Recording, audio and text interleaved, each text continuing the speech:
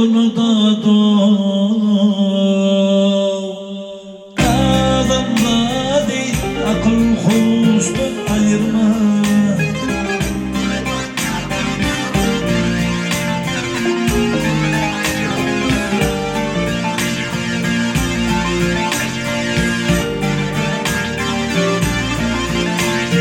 Kaplan gelir oğulları dağı ipin alıp.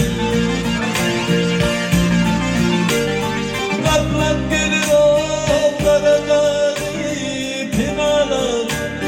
Hey o dünkür gelir bütün evrim yalap. Gel yalap.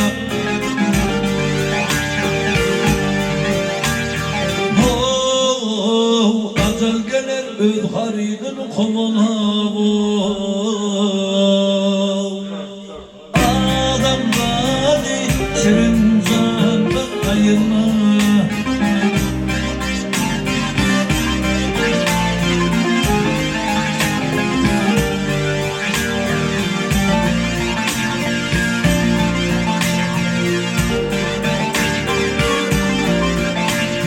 Yas yerinde aydın bulmaz, hal bulmaz. Yas yerinde aydın bulmaz, hal bulmaz. Ey ey karı hatın müngelin bil bulmaz, bil bulmaz.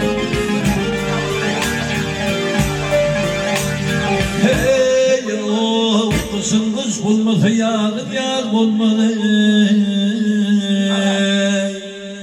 Kızıl güller için yandan ayırma.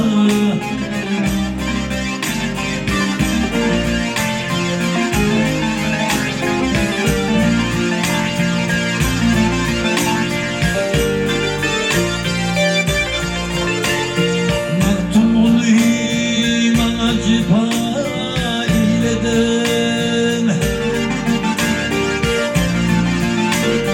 Baltım olayım acaba eyledim.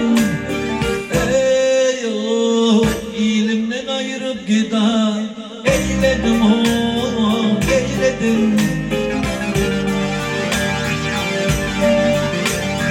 Ey o aşıklan cevrini cepa eyledim. Dinle ahatlı başlayayım ben ayırma.